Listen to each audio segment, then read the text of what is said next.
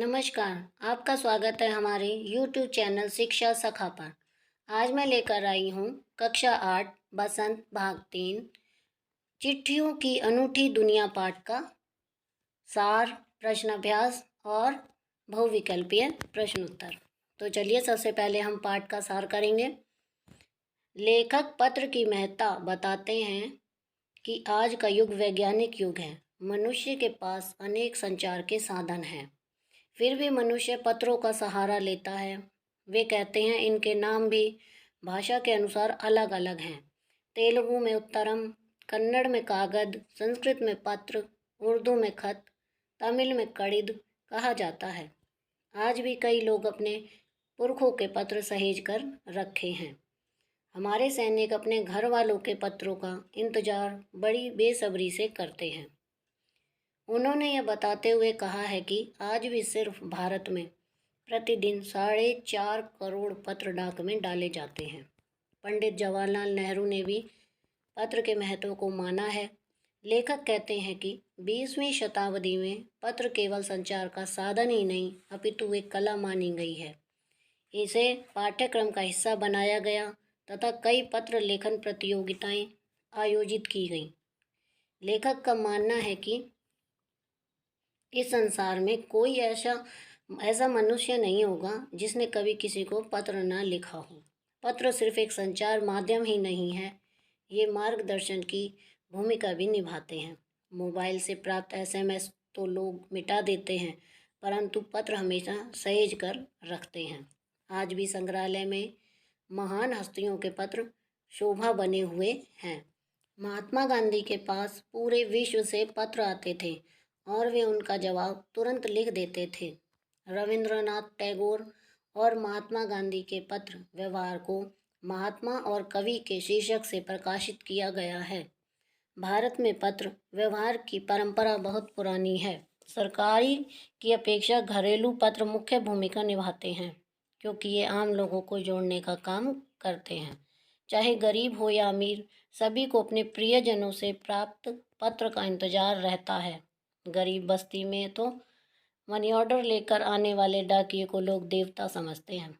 अंत में वे कहते हैं कि अत्यधिक संचार साधनों के होने के बावजूद भी पत्रों की अपनी एक महत्वपूर्ण भूमिका है। अब हम पाठ का सार करेंगे। इसके लेखक अरविंद कुमार सिंह जी हैं। तो चलिए प्रश्न अभ्यास शुरू करते हैं। प्रश्न संख्या 1। पत्र जैसा संतोष फ़ोन या SMS का संदेश क्यों नहीं दे सकता? उत्तर, पत्र जैसा संतोष फ़ोन या SMS नहीं दे सकता। इसका प्रमुख कारण यह है कि फ़ोन या SMS के संदेशों को लोग शीघ्र ही भूल जाते हैं। इन्हें लंबे समय तक बचाकर रखना कठिन कार्य है। प्रश्न संख्या 2। पत्र को खत, कागज, उत्तरम, जाबू, लेख, कड़िद, पाती, चिट्ठी इत्यादि कहा जाता है। इन शब्दों से संबंधित भाषाओं के नाम बताओ। उत्तर, पत्र को उर्दू में खत, संस्कृत में पत्र, कन्नड़ में कागज, तेलुगु में उत्तरम, जाबू और लेख तथा तमिल में कड़िद कहा जाता है। प्रश्न संख्या 3। पत्र लेखन की कला के विकास के लिए क्या क्या प्रयास हुए, लिखिए। उत्तर, पत्रों को सही दिशा देने के लिए विशेष प्रयास किए गए। स्कूली पाठ्यक्रमों में पत्र लेखन का विषय भी शामिल किया गया। विश्व डाक संघ की ओर से 16 वर्ष से कम आयु वर्ग के बच्चों के लिए पत्र लेखन प्रतियोगिताएं आयोजित करने का सिलसिला सन 1972 से शुरू किया गया। प्रश्न संख्या 4। पत्र धरोहर हो सकते हैं, लेकिन SMS क्यों नहीं? तर्क सहित अपने विचार लिखिए। उत्तर, हाँ, यह पूरी तरह से सत्य है कि पत्र धरोहर हैं।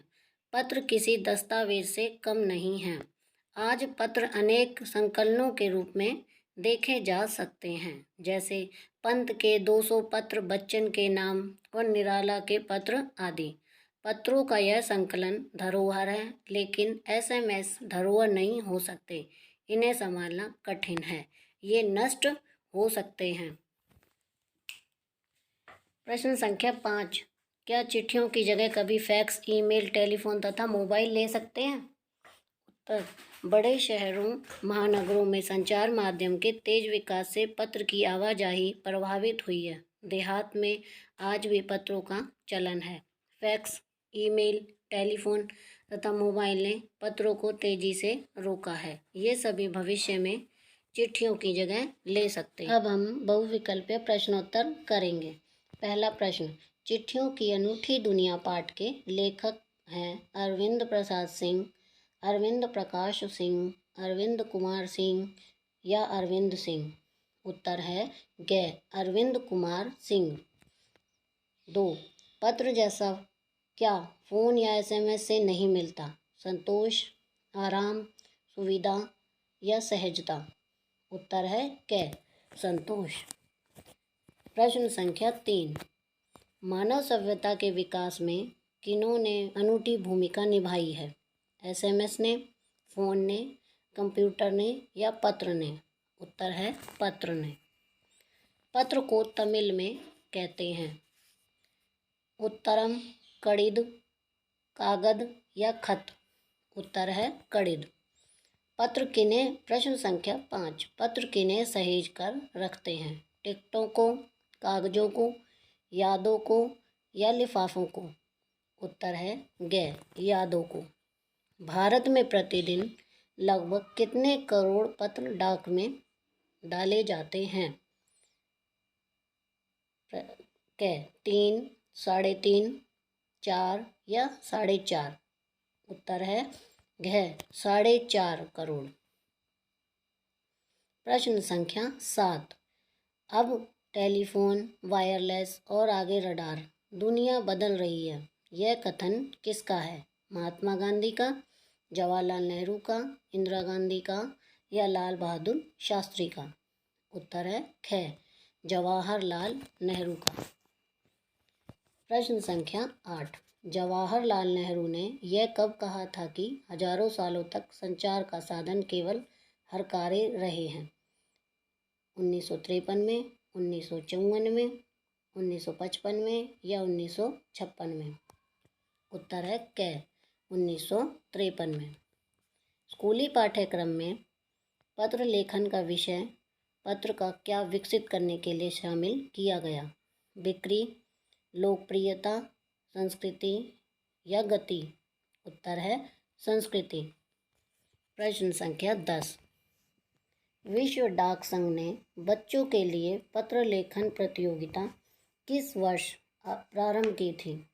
1969 में, 1970 में, 1971 में या 1972 में। इसका उत्तर है 1972। प्रश्न संख्या 11, हमारे कौन पत्रों का उत्सुकता से इंतजार करते हैं? व्यवसायी, वकील, चिकित्सक या सैनिक। उत्तर है घ, सैनिक। लोग किन पत्रों को सहेज कर और संजोकर विरासत के रूप में रखते हैं? पुरखों के, मित्रों के, बच्चों के या कार्यालय के। उत्तर है पुरखों के। प्रश्न संख्या 13, पिता के पत्र पुत्री के नाम किसने लिखे थे? डॉक्टर राजेंद्र प्रसाद, जवाहरलाल नेहरू, महात्मा गांधी या डॉक्टर राधाकृष्णन। उत्तर है जवाहरलाल नेहरू।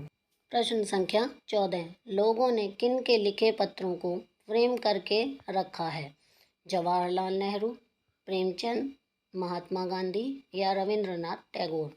उत्तर है ग, महात्मा गांधी।